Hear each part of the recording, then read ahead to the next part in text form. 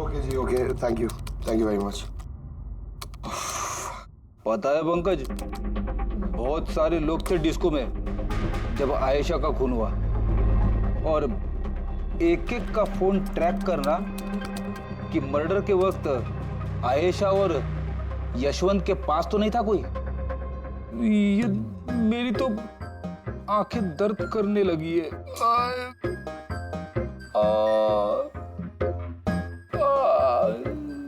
अरे ये साइलेंट को आंख पे लगाना बंद करो फ्रेडी सर। 50 और लोगों के नंबर है, इन्हें ट्राई करना है। ये काम शुरू करो। ये क्या है?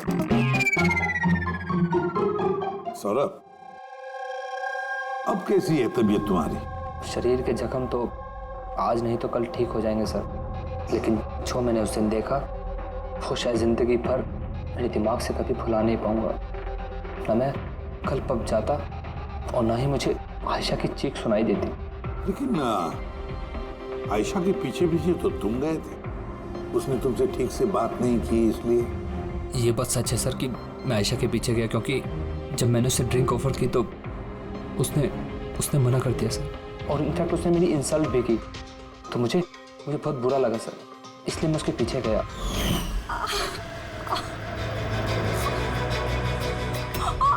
किसने किया ये सब? चलो तुम हॉस्पिटल लेके चलता हूँ। रुक।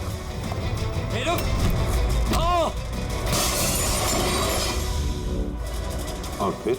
मुझे अभी भी याद है कि जब मैंने उसकी कलाई पकड़ी तो बिल्कुल भी नॉर्मल नहीं थी, वो आम इंसानों जैसी कलाई थी ही नहीं। मुझे बिल्कुल अजीब सा एहसास हुआ सर।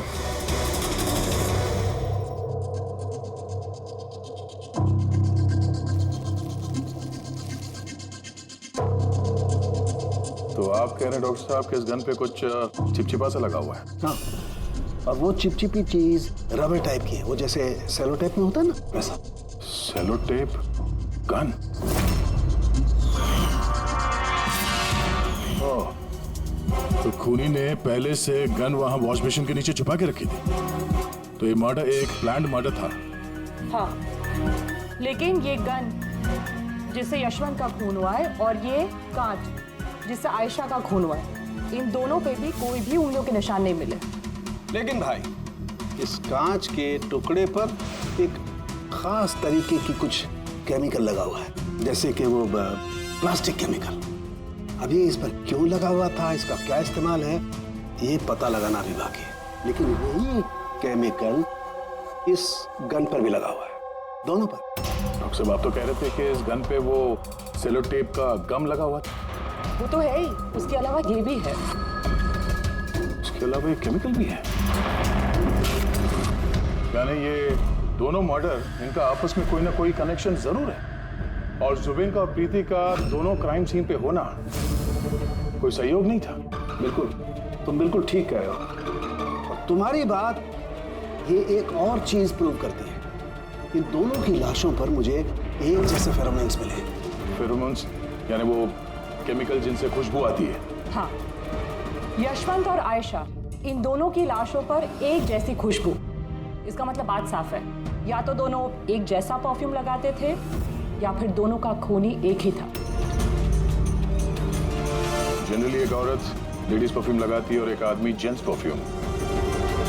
अब ये दोनों एक ही तरह का परफ्यूम लगाए, चांस थोड़ा कम है, यानी इन दोनों का खूनी तो एक ही है।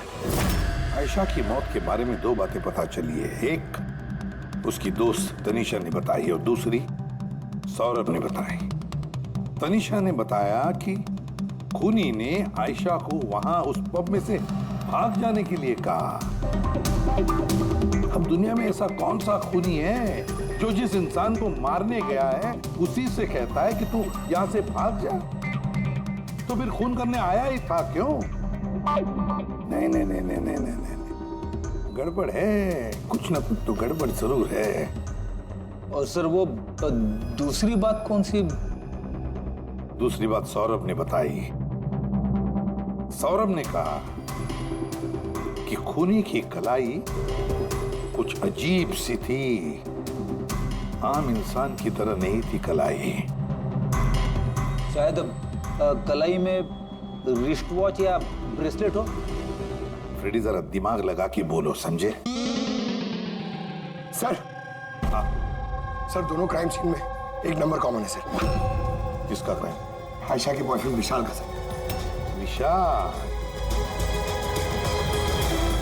विशाल? ये विशाल तो कॉफी शॉप में दिखाई नहीं था, तो फिर ये कॉफी शॉप में पहुंचा कब?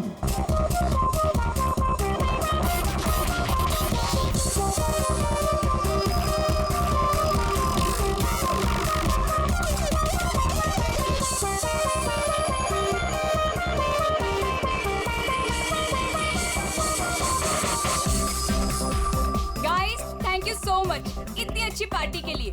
लोग ठीक कहते हैं, अपना देश अपना होता है और अपने दोस्त अपने। वो तो है। और अपनी गर्लफ्रेंड अपनी। I love you so much. I love you too. वैसे प्रीति, मानना पड़ेगा, आजकल ऐसा रोमांस देखने को मिलता नहीं है, गाइस, मैं कुछ ड्रिंक लेके आती हूँ। Okay. Hey, can I get you a drink? I mean, क्या पियेंगे आप? क्यों?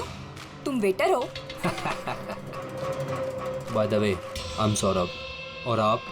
देखो, अगर तुम इस दुनिया के अकेले लड़के होते, तब भी मैं तुम पे कोई इंटरेस्ट नहीं दिखाती। तो ये नाम वाम पूछ के टाइम वेस्ट करना बंद करो। Hello? Hello?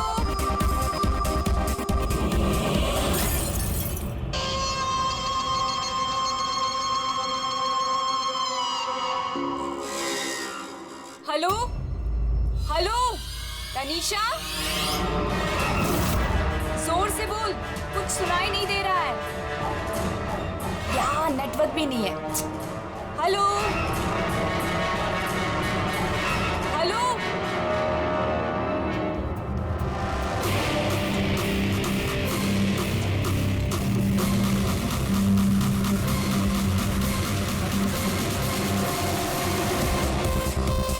Can you hear me? Tanisha? Network कैसे चला गया?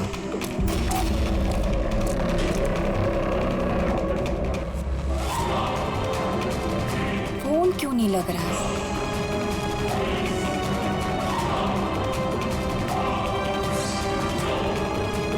हेलो आयशा, आयशा तुम्हें मेरी आवाज आ रही है?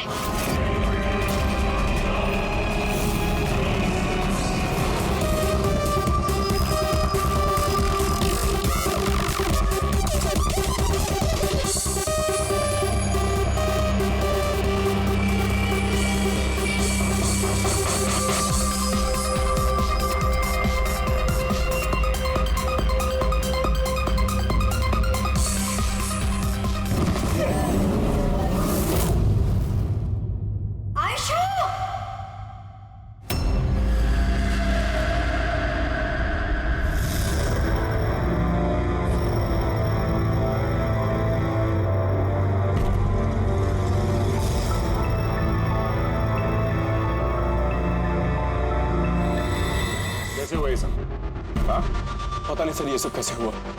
एक कॉल अटेंड करने के लिए बाहर गई और जब वापस आई तो ये सब।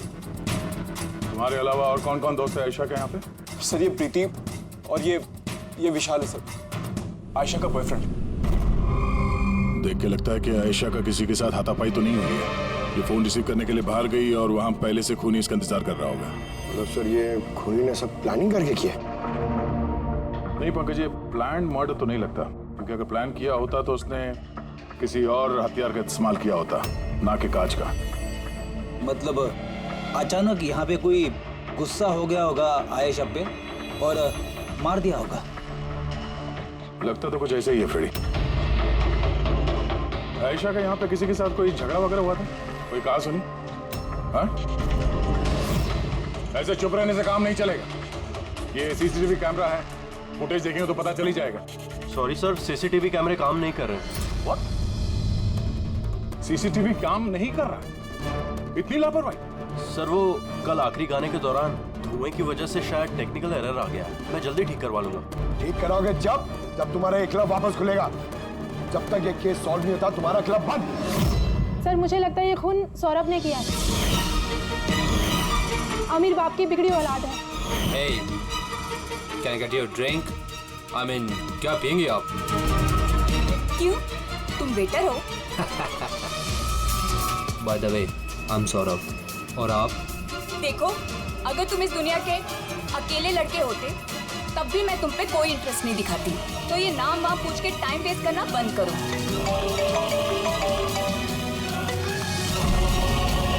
और जब आयशा ने उसे टेढ़ा जवाब दिया तो वो गुस्से में उसके पीछे पीछे बाहर तक गया था। सौरभ का सर वो तो नहीं है। तुमसे कहा था ना मैंने, कोई भी इस क्लब से बाहर नहीं जाएगा। सर जाने नहीं दिया, शायद वो जुर्म करने के बाद ही चला गया, आयशा के अंदर आने से पहले। आयशा और सौरभ बाहर किस तरफ गए थे? सर उस तरफ।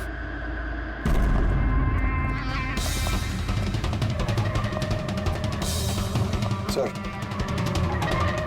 खून का निशान। तो यहां से आयशा अंदर गई थी, आगे देखते हैं। सर, ये यहाँ भी खून के धब्बे हैं सर। पंकज, नो नो, इतना सारा खून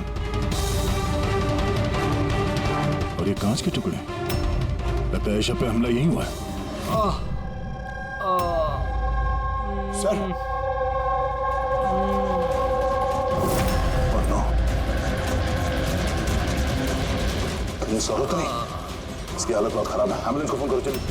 क्लब में इतने सारे लोगों के बीच एक लड़की का खून हो जाता है, बाउंसर्स का अता पता नहीं, सीसीटीवी कैमरा है पर काम नहीं कर रहा, और तो और यहाँ पे किसी ने कुछ होते हुए देखा नहीं है ना। कमाल की बात। आयशा मुझे छोड़कर नहीं जा सकती, हमें आना ही नहीं चाहिए था। विशाल प्लीज अपने आप को दोष मत दो, प्लीज संभालो अपने आप को। आपकी सहेली का यहाँ खून हुआ है और आपका ये रवैया है। अब तक यहाँ जो कुछ भी हुआ है उससे ये लगता है कि खूनी यहाँ पर आयशा को मारने के इरादे से तो नहीं आया था, तैयारी के साथ नहीं आया था। यहाँ इस क्लब में कुछ ऐसा हुआ जिसकी वजह से वो गुस्सा हो गया और उसने आयशा का खून कर दिया और साथ में सौरभ पे भी हमला किया। मुझे लगता है कि वो खूनी आप सब में से कोई एक है। बड़ी पंकज, यहाँ जितने हैं सबके डिटेल्स ले लो। माफ कीजिएगा रामा जी, मैंने अपनी तरफ से बहुत कोशिश की, लेकिन अब मैं आपकी और ज्यादा मदद नहीं कर पाऊंगा। इट्स ओके डॉक्टर, आपसे जो कुछ भी बन पड़ता था आपने सब कुछ किया। अब हम इससे ज्यादा और क्या कर सकते हैं?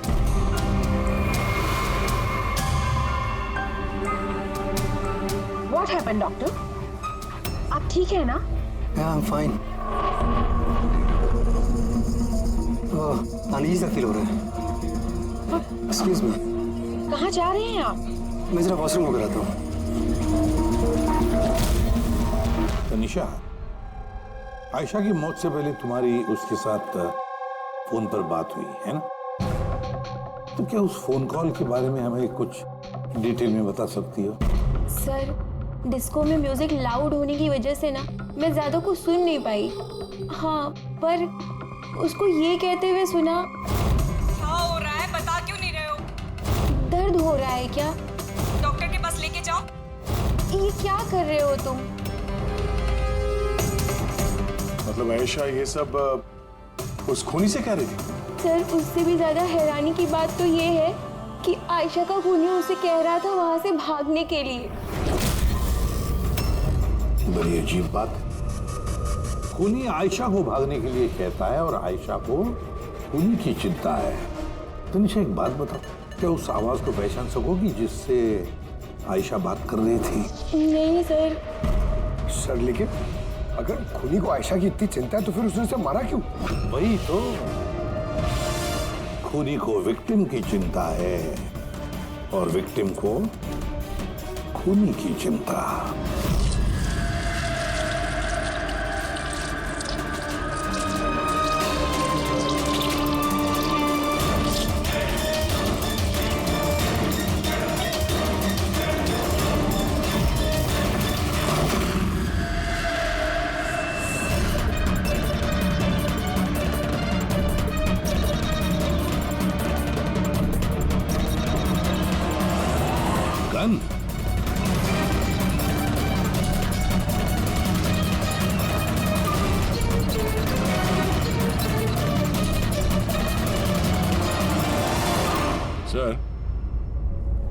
इसके सर पे जो गोली लगी है उसके अलावा इसके पूरे शरीर पे कहीं भी चोट के कोई निशान नहीं है।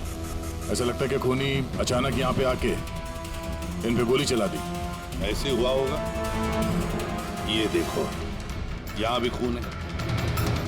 एक बात समझ में नहीं आ रही सर, खूनी गन यहाँ छोड़ के क्यों गया? वो तो अपने साथ लेके भी जा सकता था गन को।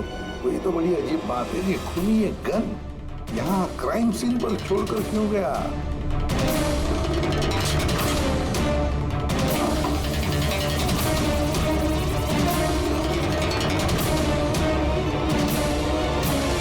सर,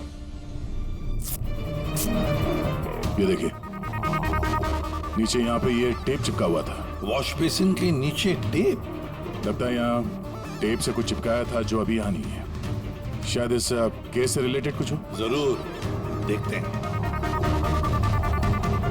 रहमा जी, डॉक्टर यशवंत आपके डॉक्टर थे?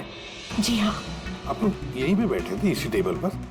जी हाँ, वो दरअसल मेरी बीमारी के सिलसिले में मुझे यहाँ पर मिलने के लिए आए थे। बहुत ही अच्छे और नेक दिल इंसान थे। आज जब आप उनसे बात कर रही थी तो आपको लगा कि किसी बात को लेकर वो परेशान थे? परेशान तो नहीं, लेकिन हाँ, अचानक उनकी तबीयत खराब हो गई थी मेरे सामने और वो एक्सक्यूज मी बोल के वॉशरूम के लिए चले गए। मैं तो सोच भी नहीं सकती थी कि ऐसा कुछ हो जाएगा। सर, ये कॉफी शॉप के मैनेजर है। यहाँ के भी सीसीटीवी कैमरे काम नहीं कर रहे। सर 2 घंटे पहले तक तो काम कर रहे थे, पर अचानक कोई टेक्निकल प्रॉब्लम हो गई, इसलिए इंजीनियर को बुलाया हमने।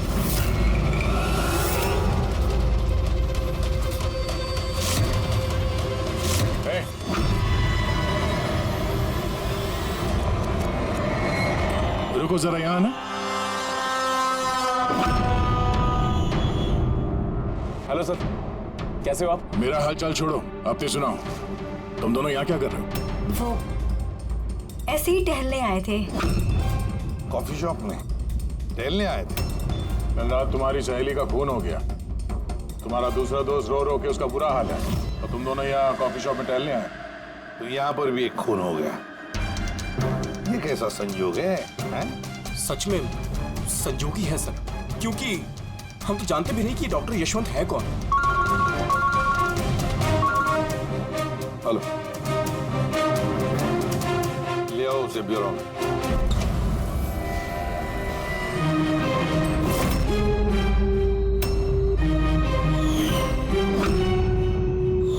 रहमा जी, आप और यहाँ? अब सर, ये मेरा ही घर है, लेकिन आप लोग यहाँ पर कैसे? डॉक्टर यशवंत के खूनी के बारे में कुछ पता चला? रहमा, ये लोग कौन है? सीआईडी ऑफिसर्स हैं। सर प्लीज आप लोग आइए ना, प्लीज कम। सीआईडी? और सर ये मेरे हस्बैंड हैं और ये मेरा छोटा बेटा संदीप। और बड़ा बेटा विशाल, वो कहाँ है? लेकिन बात क्या है सर? मनन जी, बात यह है कि हमें शक है कि डॉक्टर यशवंत और आयशा के खून में हमें लगता है शायद विशाल का कोई हाथ है। ये आप क्या कह रहे हैं? आरोप साबित नहीं हो पाया, किसी को पकड़ नहीं पाया, आप तो किसी को भी फंसा देंगे आप। देखिए, सीआईडी का काम है मुजरिम तक पहुंचना, ना कि किसी बेगुनाह को पकड़ के केस बंद कर देना। अब जरा प्लीज विशाल को बुलाइए। भैया खून नहीं कर सकते, अब प्लीज उन्हें पकड़ के लेके नहीं जाना। संदीप बेटा, हम तुम्हारे भैया को पकड़ने नहीं आए और ना हम ये कह रहे हैं कि तुम्हारे भैया ने कुछ किया। हम तो तुम्हारे भैया से कुछ सवाल करने वाले हैं, और क्या।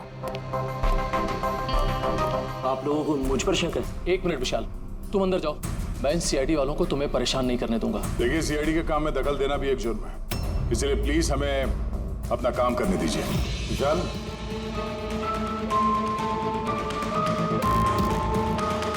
डॉक्टर यशवंत की मौत हुई थी कैफे में और तुम उस वक्त उस कैफे में थे। क्यों, किस लिए गए थे तुम? सर, मैं तो वहां पर जुबैन और प्रीति से मिलने गया था। मुझे नहीं पता था कि यशवंत अंकल वहां पर मम्मी से मिलने आने वाले हैं। आयशा के साथ तुम्हारी अनबन चल रही थी ना? मुझे बहुत बड़ा सदमा लगा है उसकी मौत का। पता नहीं उसके बिना मेरी लाइफ अब कैसे कटेगी। मैं कुछ दिन अकेला रहना चाहता हूँ। ठीक है, जा सकते हो तुम।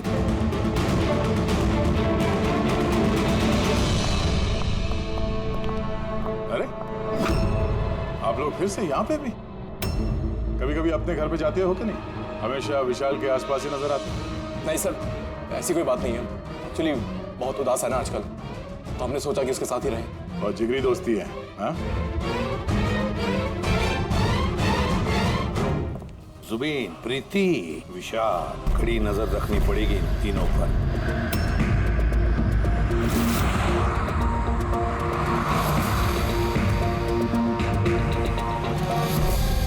तीनों के घर पे इतने कैमरा फिट किए ना फ्रेडी सर, अगर मक्खी भी मिठाई में बैठेगी ना तो पता चल जाएगा। तो वैसे काम वाला, दूध वाला और सब्जी वाला, इनके जरिए खुफिया कैमरा बिठाने का आइडिया बड़ा अच्छा था। अच्छा था ना? मेरा नहीं था, दया सर का था। अच्छा? हाँ, और उन्होंने हम दोनों को यहाँ बैठा दिया ताकि हम यहाँ का सीसीटीवी फुटेज भी रिकॉर्ड करें।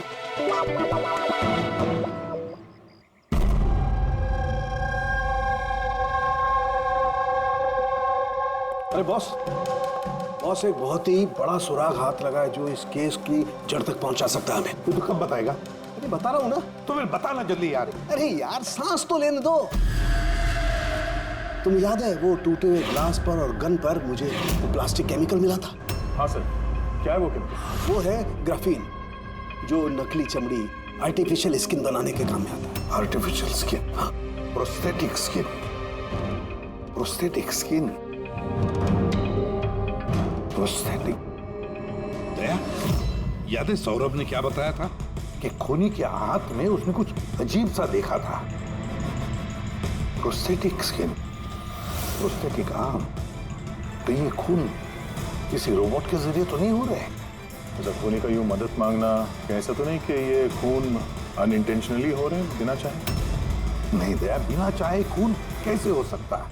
रही बात इस रोबोटिक आर्म की, ये रोबोटिक आर्म तो किसी के इशारे पर ही चलेगी ना। जैसा के ऐसा कोई आदमी है जो इस रोबोटिक्स में प्रोस्थेटिक आर्म बोल, रोबोटिक आर्म बोल, पूरे रोबोट के बारे में अच्छी तरह से जानकारी रखता है? हाँ है, डॉक्टर जैस्मीन। मिलते हैं इस डॉक्टर जैस्मीन से।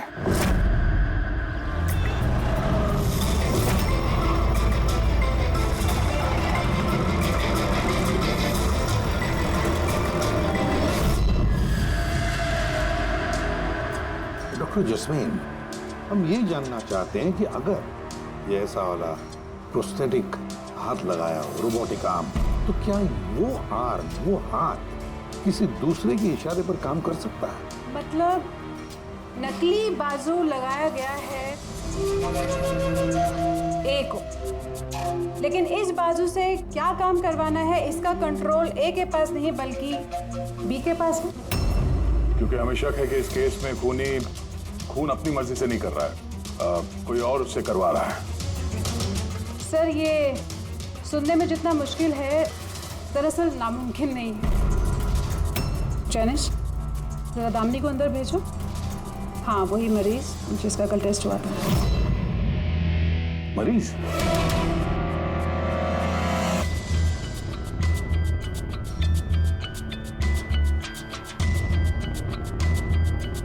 सर दामिनी ने अपना दाहिना हाथ फैक्ट्री में काम करते हुए गंवा दिया था। हाँ सर, मशीन में आ गया था मेरा हाथ, इसलिए हमने इसे ये लू काम लगाया है जिसका कंट्रोल इंसानी दिमाग के पास ही है। एक नकली बाजू इंसानी दिमाग के जरिए काम कर रहा है, मगर कैसे? सर साइंस ने बहुत तरक्की कर ली है। ये योला यानी लूक आर्म अपने आप में एक नया और पहला आविष्कार है। मान लीजिए इसमें एक चिप है, या यूँ कहिए इसमें एक सॉफ्टवेयर है जो इंसान के दिमाग की फ्रीक्वेंसी को पकड़कर ठीक वैसे ही काम करता है जैसे एक नॉर्मल ह्यूमन बीइंग का हैंड, उठना, बैठना, चलना, ये सभी कमांड्स को समझता है। ग्रेट, साइंस ने वाकई बहुत तरक्की की है। वाकई रोबोटिक आर्म।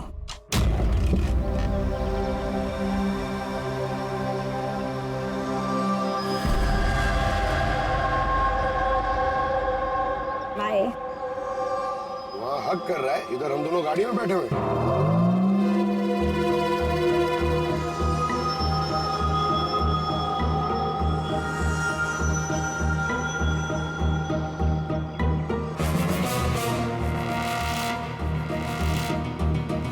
फ्रेडी सर, ये विशाल तो प्रीति के घर जा रहा है।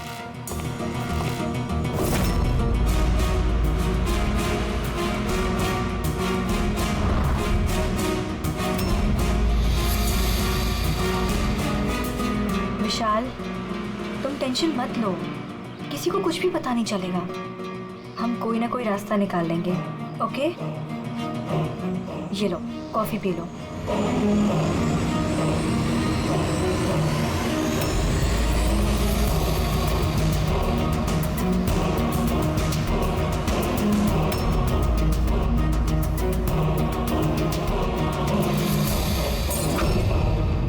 विशाल, Preeti, are you okay? Preeti बाहर।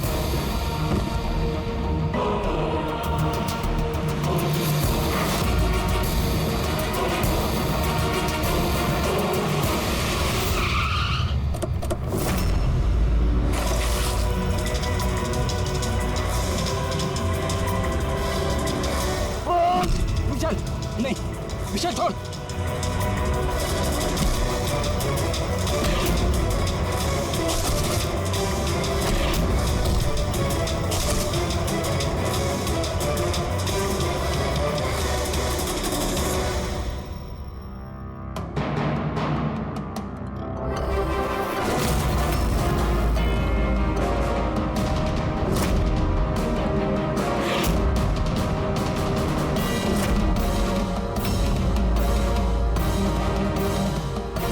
मैं मानता हूँ आयशा और डॉक्टर यशवंत का खून मेरे ही हाथ से हुआ था। तुम यहाँ क्या कर रहे हो? क्या हुआ? क्या हो रहा है ये? मुझे नहीं पता क्या हो रहा है मेरे हाथ को। कुछ प्रॉब्लम? क्या हो रहा है बता क्यों नहीं रहे हो? डॉक्टर के पास लेके जाओ। ये क्या कर रहे हो? ये क्या कर रहे हो? आयशा भागो यहाँ से, भागो! मैं बोलता हूँ ना भागो! आयशा!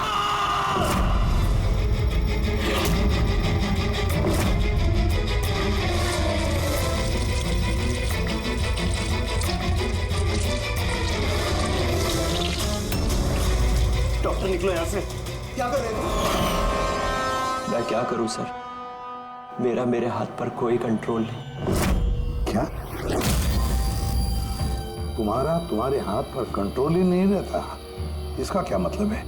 न जाने अचानक कभी कभी क्या हो जाता है। इसीलिए तुमने आयशा को वहां से भाग जाने के लिए कहा?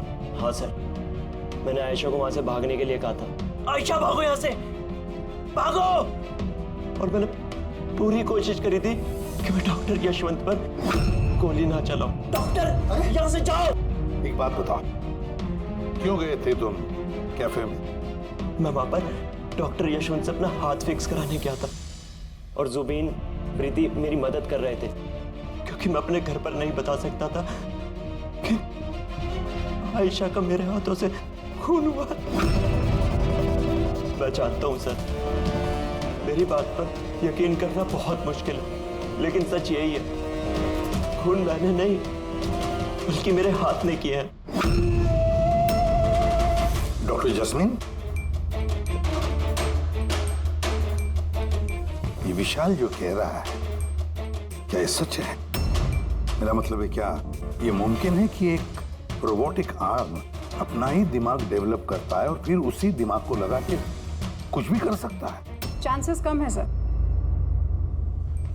मगर हाँ, अगर हाथ के अंदर लगे सॉफ्टवेयर को कोई हैक कर ले तो ऐसा हो सकता है।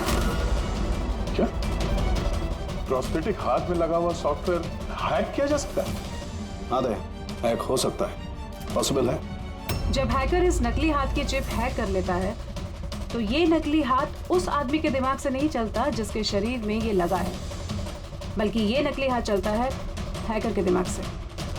मतलब किसी ने विशाल के इस रोबोटिक आर्म के सॉफ्टवेयर को हैक किया और फिर उससे खून करवाया। सर, इससे अच्छा तो मैं एक बाजू के सहारे ही अपनी जिंदगी काट लूं, जो हाथ दूसरों की जान का दुश्मन बन जाए। ऐसा हाथ मुझे नहीं चाहिए सर। विशाल, एक बात बताओ,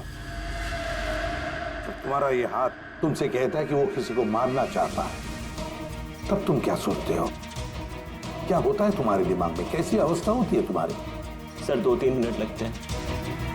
मैं पूरी कोशिश करता हूँ अपने हाथ को काबू में करने की, लेकिन 2 मिनट के बाद जीत मेरे हाथ की होती है सर।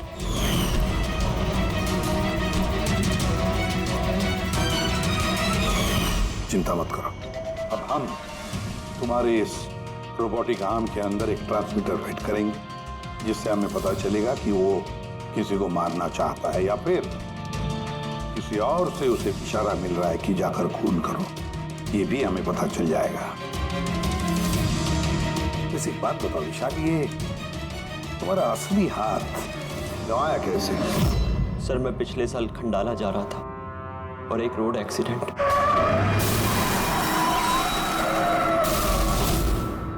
बस। जिंदगी में हमें कई बार इम्तिहान देना पड़ता है।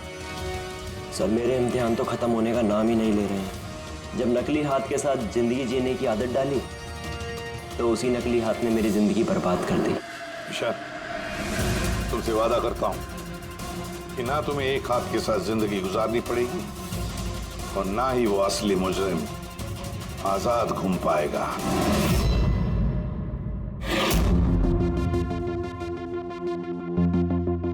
विशाल, मुजरिम ने पहले विशाल से आयशा का खून करवाया। आयशा जिससे विशाल बेहद प्यार करता था। फिर खून करवाया डॉक्टर यशवंत का, जो विशाल की मदद करते थे। और फिर जान लेनी चाहिए प्रीति की, जो विशाल की दोस्त थी। सारे के सारे विशाल के शुभचिंतक, सारे के सारे विशाल के आसपास वाले, सब के सब विशाल के करीबी। तो फिर ये मुजरिम कौन हो सकता है? कौन हो सकता है ये मुजरिम? ये भी तो कोई करीबी हो सकता है, विशाल का करीबी। पंकज, विशाल के एक्सीडेंट के सारे डिटेल चाहिए मुझे, सारे के सारे। हेलो सर, मैं जसपाल, कंप्यूटर एक्सपर्ट। जी। कंप्यूटर हैकिंग जानते हो? बड़े से बड़ा कंप्यूटर हो या कोई सर्वर, चुटकियों में हैक कर सकता हूँ। रोबोटिक आर्म का सिस्टम हैक करना है, कर सकोगे? जी सर, बिल्कुल। ये रहे सारी डिटेल्स। हो जाएगा सर, और इसके लिए मैं ट्रेस राउटिंग का यूज करूँगा। Trace routing? जी हाँ सर, इस तकनीक के जरिए विशाल के आसपास के जो भी कंप्यूटर हैं उन्हें देख सकता हूँ। अक्सर मशीन के आखिरी में जो होस्ट नेम एड्रेस होता है वही हैकर का होता है।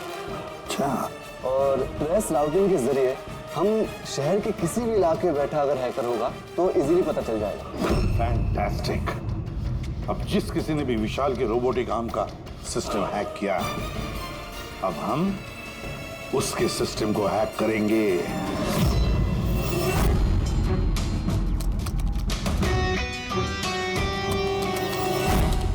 ये देखिए सर, इस वक्त विशाल के आसपास ये सारे कंप्यूटर चालू हैं और इन्हीं में से एक कंप्यूटर है उस हैकर का। बस एक बार पता चल जाए वो कंप्यूटर कौन सा है, फिर हमारा काम आसान हो जाएगा। जसपाल जल्दी करो, हमारे पास वक्त बहुत कम है। विशाल ने आज मुझे घर पे क्यों बुलाया है? अंकल आंटी भी नहीं है और पता नहीं क्या बात है।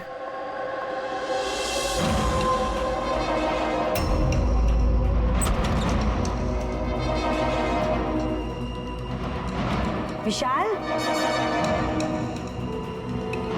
विशाल। प्रीति, यार तुम जानते हो तुम्हें मुझसे खतरा है, उसके बाद भी तुम यहाँ पे दोबारा आ गई। विशाल, तुमने तो मुझे फोन करके यहाँ बुलाया। मैंने? हाँ। मैंने कब बुलाया? तुमने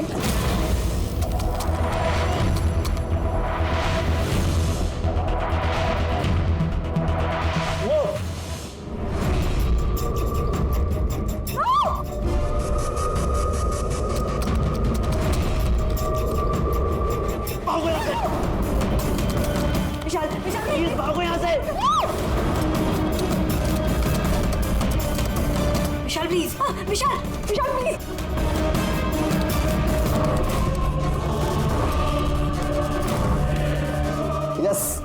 उस हैकर की लोकेशन मिल गई है।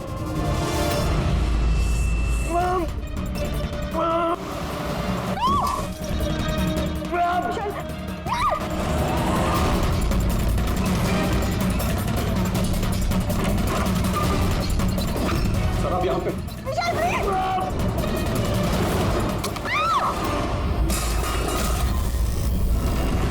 बहुत हो गई हैकिंग।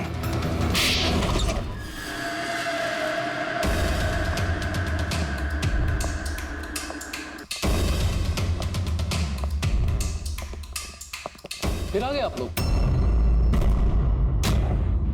अब ये मत कहिएगा कि आप विशाल को पकड़ने के लिए आए। जी नहीं, हम विशाल को पकड़ने नहीं आए, खूनी को पकड़ने के लिए, जो इस वक्त यहाँ पर मौजूद है। नहीं, और यहाँ पर क्या कह रहे हैं आप? अब अपना झूठा इल्जाम आप किसके ऊपर लगाने आए हैं? मनन जी, पिछले साल एक गाड़ी का एक्सीडेंट हुआ था कंडाला में। 3 लोग थे उस गाड़ी में। 22 साल का लड़का विशाल, 15 साल का बच्चा संदीप और 9 साल की छोटी बच्ची सोनिया। गाड़ी विशाल चला रहा था। कार का एक्सीडेंट बहुत बुरा था। बच्ची सोनिया की जगह पे मौत हो गई और संदीप पैरालाइज हो गया। ये अभी चल नहीं सकता। ये सब आपको कैसे पता चला अंकल? इस एक्सीडेंट में सबसे कम चोट लगी विशाल को। हालांकि जो चोट लगी वो कम नहीं, विशाल को अपना हाथ गंवाना पड़ा। वैसे विशाल आपका सौतेला बेटा है ना?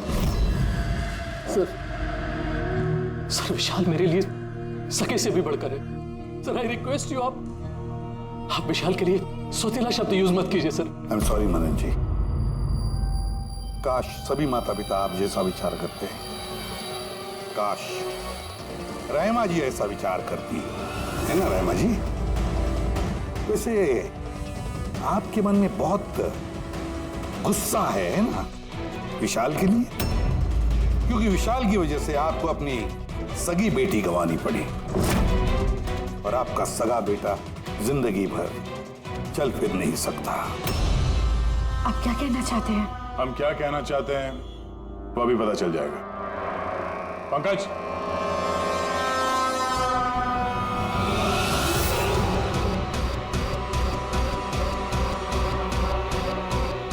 सॉरी आंटी, लेकिन मैंने इन्हें सब कुछ बता दिया कि आप ही के कहने पर मैंने ये सब किया। मैंने ही उन सॉफ्टवेयर्स को हैक किया था और मैंने सभी जगहों की सीसीटीवी कैमरास को भी हैक करके बंद किया।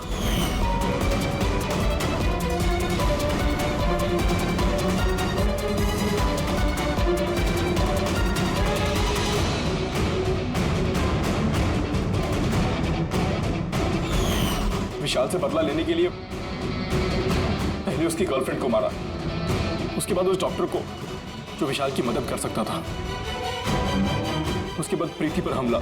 ये सब करने के लिए मुझे आंटी ने ढेर सारे पैसे दिए थे। सुबीन, तुम इतना गिर जाओगे मैंने कभी नहीं सोचा था। चलिए, सच्चाई अब आप सबके सामने आ ही गई है, तो मैं आप सबको ये भी बता दूं कि मैं तुम्हें मारने के बाद खुद मनन को भी मारने वाली थी, क्योंकि जिस तरह से मेरे अपनों ने चोट खाई है, मैं भी चाहती थी कि विशाल भी उसी दर्द से गुजरे, उसे भी उतनी ही तकलीफ हो। वो एक्सीडेंट था, एक गलती। गलती? तुम्हारी एक गलती की वजह से मेरी पूरी जिंदगी में अंधेरा छा गया। तुमने लापरवाही से गाड़ी चलाई और सजा किसको मिली? मुझे और मेरे बच्चों को। मम्मी, मैंने हमेशा तुम्हें मां नहीं भगवान समझा। अगर ये सब करके तुम्हें सुकून मिल रहा था तो मुझसे एक बार कहा तो होता, मैं अपनी जान दे देता। मुझे तुम्हारी जान नहीं चाहिए थी, मैं तो तुम्हें जीते जी दुख भरी जिंदगी देना चाहती थी। और आप सब मुझे दोष नहीं दे सकते, क्योंकि मैंने जो कुछ भी किया वो मैंने ममता के लिए किया। रहमा जी, मां इतना हल्का शब्द नहीं जो किसी औरत को मुजरिम बना दे। अरे मां तो वो होती है जो सिर्फ अपने ही नहीं दूसरों के बच्चों को ममता, प्यार और स्नेह से देखती है। विशाल भले तुम्हारा सगा बेटा नहीं था, लेकिन बेटा तो था ना वो, तुम्हारे परिवार का हिस्सा था वो। कोई मां अपने बेटे से बदला कैसा ले सकती है? हाँ? वो भी इस तरह का बदला। दो लोगों को जाने गंवाई पड़ी। नहीं रायमा जी, बहुत गलत किया तुमने, बहुत गलत। कानून तुम्हें कभी माफ नहीं करेगा, कभी माफ नहीं करेगा। कड़ी से कड़ी सजा होगी तुम्हें।